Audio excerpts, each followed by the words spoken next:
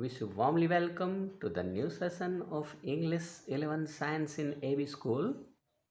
Dear students, today we are going to learn the new and important topic of English, the grammar function of describing habits. So let's start the new topic, the function of describing habits. So dear students, we will start with the point use of this function.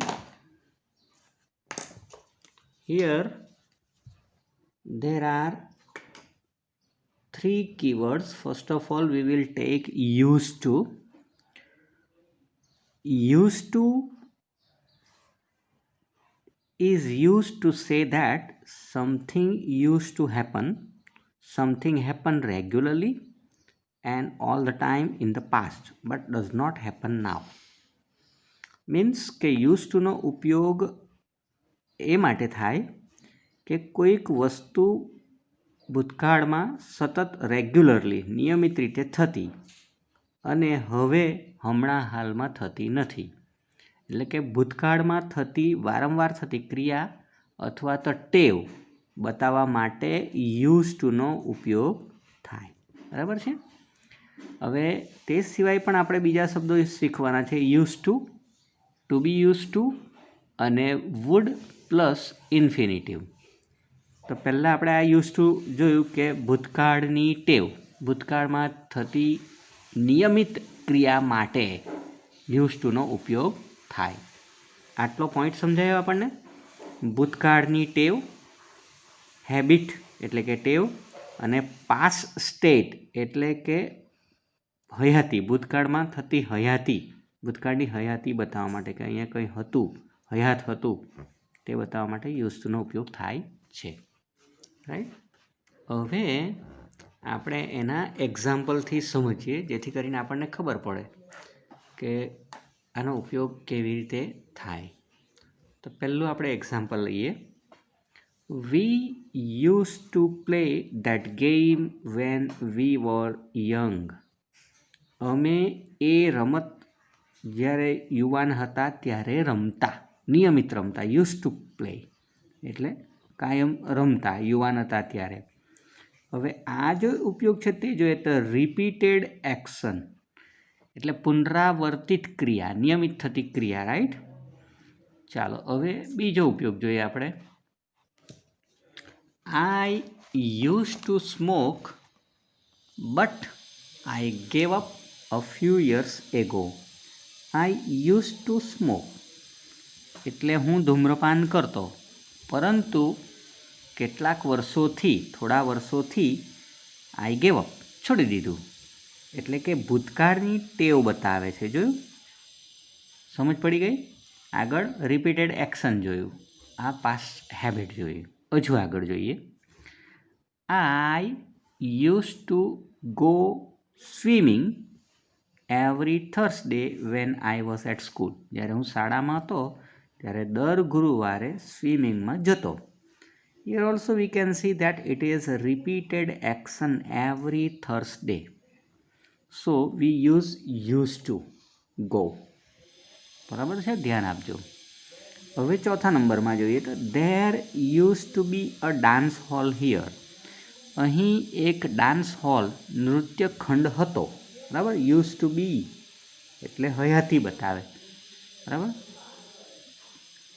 But they knocked it down. પણ તેઓએ એને તોડી પાડ્યો. એટલે past state છે, અહીંયા action નથી પણ સ્ટેટ. કંઈક હયાત હતું, અસ્તિત્વ ધરાવતું, તે બતાવવા માટે પણ ભૂતકાળનું કોઈક વસ્તુનું અસ્તિત્વ ધરાવતું હોય ત્યારે પણ બતાવે. બીજું એક આપણે જોઈએ. There didn't used to be a petrol station here. અહીંયા આપણે didn't એટલે નકાર વાક્ય લીધું કે અહીંયા પેટ્રોલ સ્ટેશન નહીં હતું ભાઈ, પહેલાં કંઈક બીજું હતું ભૂતકાળમાં. એટલે ભૂતકાળમાં હયાતી અથવા તો ભૂતકાળમાં નિયમિત પુનરાવર્તિત ક્રિયા અથવા તો ભૂતકાળની ટેવ, એટલું જ નહીં પણ હયાતી ન હતી ભૂતકાળની એ બતાવવા માટે પણ યુઝ ટુનો આપણે ઉપયોગ કરીએ છીએ. So dear students, I hope you understood very well what is the use of used to. આ used to નો ઉપયોગ આપણે જોયો શું થાય છે. તો ફરી પાછું જોઈએ તો ભૂતકાળની ટેવ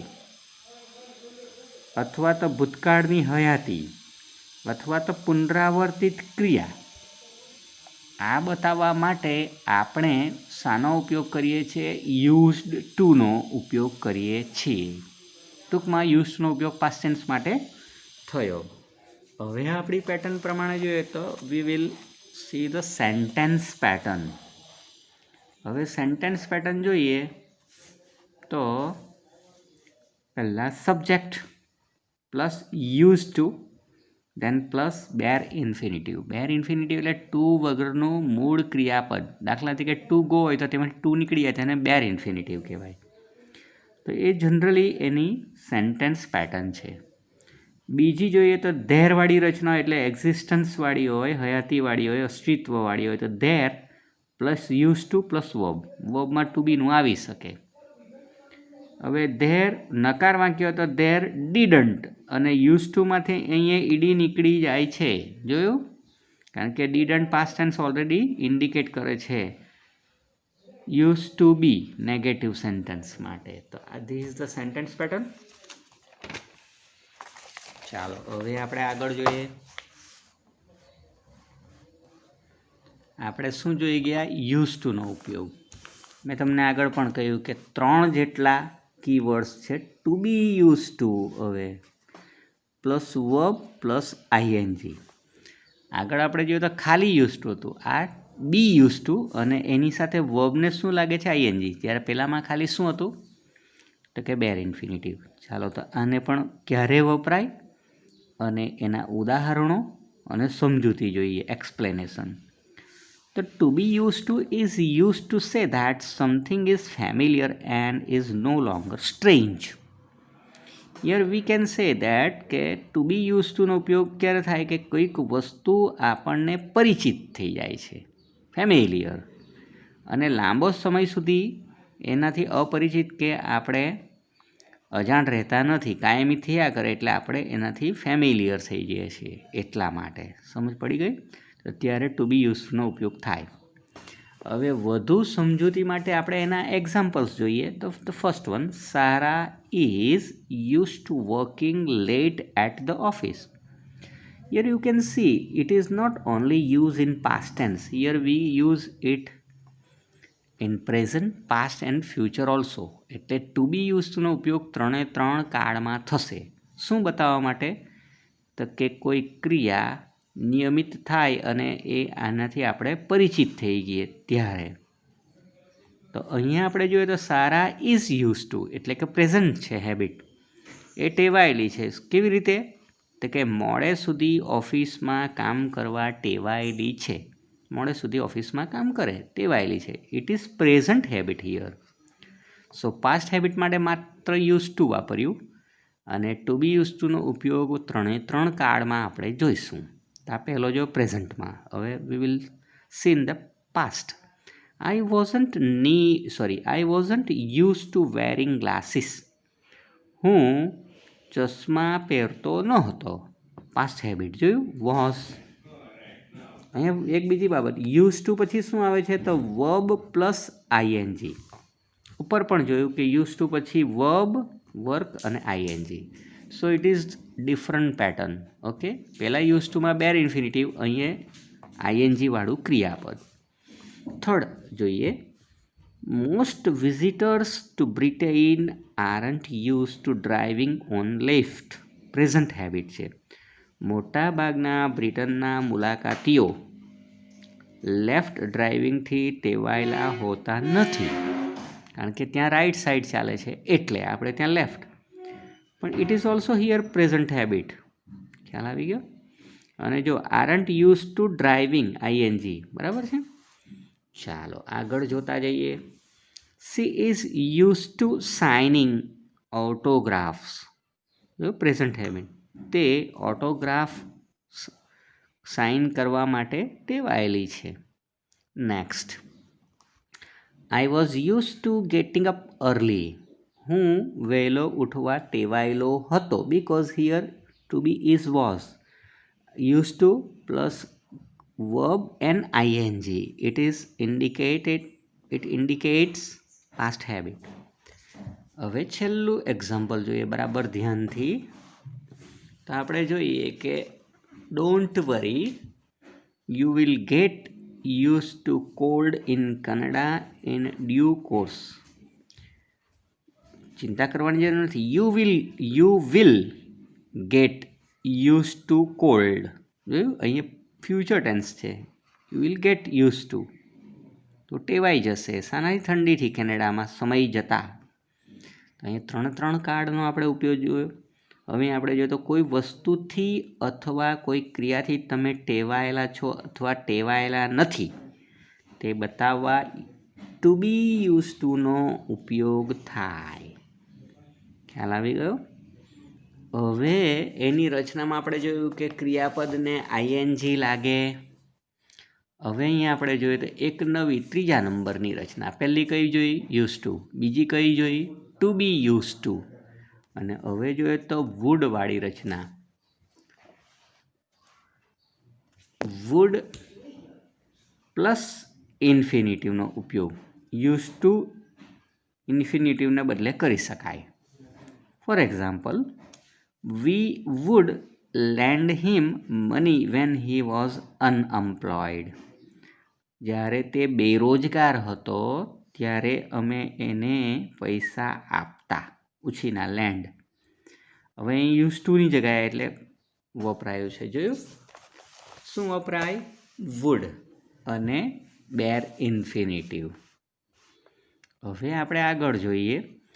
હી વુડ, અહીંયા યુઝ ટુ બ્રેકેટમાં એટલે એની જગ્યાએ વપરાયું વિઝિટ, એટલે would plus bare infinitive to વગરનું ક્રિયા. He would visit his parents every other weekend. એ એવરી અધર વીકેન્ડે એના મા બાપની મુલાકાત લેતો. હવે અહીંયા યાદ શું રાખવાનું છે તે જોજો બરાબર ધ્યાનથી. ભૂતકાળની રિપીટેડ એક્શન માટે જ વુડ પ્લસ ઇન્ફિનિટિવનો ઉપયોગ થાય, એટલે બીજા માટે નહીં. ઇવન પાસ્ટ સ્ટેટ એટલે કોઈ અસ્તિત્વ ધરાવતું હોય તેના માટે પણ વુડ વપરાતું નથી. For example, there use to be a factory in the centre of the city. સિટીના મધ્યમાં એક ફેક્ટરી હતી. Here we use for existence use to. અહીંયા વુડનો ઉપયોગ કરી શકાય નહીં, એટલે વુડનો ભૂતકાળની ટેવ બતાવવા માટે જ થાય. હયાતી કે અસ્તિત્વ બતાવવા માટે થતો નથી. ચાલો હવે થોડીક બીજી પેટર્ન જોઈએ. દાખલા તરીકે પ્રશ્ન વાક્ય બનાવવું હોય તો યુઝ ટુ વાળુંનું, અથવા નકાર બનાવવું હોય તો કેવી રીતે યુઝ ટુનો ઉપયોગ કરાય. તો જોઈએ. ફોર એક્ઝામ્પલ, બાબુ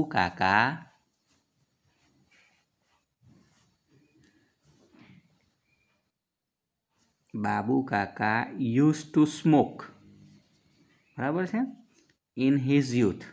બાબુ કાકા યુવાનીમાં ધૂમ્રપાન કરતા. Use to smoke. હવે એને આપણે પ્રશ્ન બનાવ્યો તો યુઝ ટુને આગળ લઈ આવવાનું. યુઝડ બાબુ કાકા to smoke in his youth પ્રશ્નાચિહ્ન. અથવા ઓર ડીડનો ઉપયોગ પણ કરી શકાય. તો what is the difference? Did Babu કાકા યુઝ, ત્યારે યુઝમાંથી ઈડી કાઢા. To smoke in his youth. તો બે રીતે આપણે યુઝ ટુને આગળ લાવીને અથવા તો ઓક્ઝિલરી વર્બ ડીડને બિગિનિંગમાં મૂકીને પણ થાય, પણ ત્યારે આપણે ડી લગાડવાનું નથી. હવે આપણે નકાર વાક્ય કેવી રીતે બને તે જોઈએ. રાઈટ? ગોપાલ કાકા usen't lend money on interest to anybody. વ્યાજે પૈસા આપતા નથી. યુઝડન્ટ એવું બોલવાનું નથી. યુઝન્ટ. એવી રીતે ગોપાલ કાકા ડીડ નોટ યુઝ ટુ. હવે ડીડ નોટ વખતે પણ એ ઈડી લગાડવા નથી. Use to land money on interest. So we have to sentence pattern using use only and we can also take the help of did. ખ્યાલ આવી ગયો? ચાલો એકાદ બીજું વાક્ય. દે લિવ્ડ ઇન રાજકોટ. યુઝન્ટ એ એટલે એનું જો આપણે બનાવવું હોય તો યુઝન્ટ દે ઓર ડીડન્ટ દે બંને થાય. એટલે એનું ક્વેશ્ચન ટેગમાં ડીડન્ટનો પણ ઉપયોગ થાય અને યુઝન્ટનો પણ ઉપયોગ થાય. આ હતો આપણે ઉપયોગ જોયો યુઝ ટુનો. ફરી પાછું જરાક રિવાઇઝ કરી લઈએ કે ભાઈ ગ્રામરની અંદર આ ફંક્શન યુઝ ટુ, બરાબર, જે આપણા ટેક્સ્ટબુકના યુનિટ નંબર 8માં છે. ટોટલ યુનિટ કેટલા છે? We have 10 units in our textbook and so far we have completed 7 of grammar function and now we are on 8 number, that is describing habitual past. બરાબર છે. હવે એને આપણે જુદી જુદી 3 પેટર્નથી જોયું. કઈ કઈ? તો first of all only use to, કે જેનો ઉપયોગ ભૂતકાળની ટેવ, ભૂતકાળમાં થતી નિયમિત ક્રિયા કે ભૂતકાળની હયાતી માટે થાય, યુઝ ટુ, રાઈટ. હવે યુઝ ટુની સાથે સાથે શું વપરાય? તો કે બેર ઇન્ફિનિટિવ, ટુ બીનું ટુ વગરનું ક્રિયાપદ. ચાલો બીજા નંબરમાં આપણે શું જોયું? તો કે ટુ બી યુઝ ટુ જોયું. ટુ બી એટલે to be am is are was were shall be will be, બરાબર કે નહીં? એના સાથે યુઝ ટુનો ઉપયોગ આપણે જોયો. એનો ઉપયોગ ક્યારે થાય? તો ત્રણેય કાળમાં થાય. વર્તમાન, ભૂત અને ભવિષ્યકાળની ટેવ બતાવવા માટે કે હયાતી બતાવવા માટે. હવે એની અંદર કાળજી શું રાખવાની છે? તો યુઝ ટુ સાથે વર્બ તો આવે પણ આઈએનજી લાગે, બરાબર છે. ચાલો, અને છેલ્લે આપણે એક ત્રીજા નંબરનો ઉપયોગ જોયો, તે શું હતો? તો કે વુડ ઇન્ફિનિટિવ, એટલે કે વુડ વત્તા કોઈ પણ ક્રિયાપદનું ટુ વગરનું રૂપ સાથે પણ આપણે યુઝ ટુ જેનો ઉપયોગ કર્યો તેની જગ્યાએ આનો ઉપયોગ કરી શકાય, વુડ પ્લસ ઇન્ફિનિટિવનો. પણ એમાં કાળજી એ રાખવાની છે કે ભૂતકાળની ટેવ જ બતાવી શકાય, હયાતી બતાવી શકાય નહીં. કોઈ વસ્તુની હયાતી અસ્તિત્વ બતાવી શકાય નહીં. તો આ 3 પ્રકારે આપણે હેબિચ્યુઅલ એક્શન જોઈ, બરાબર.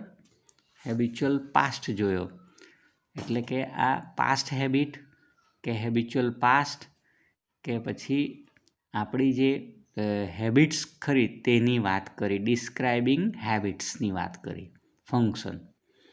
હવે એની અંદર સાથે સાથે આપણે એના પ્રશ્નાર્થ નકાર કેમ થાય તે પણ જોયા.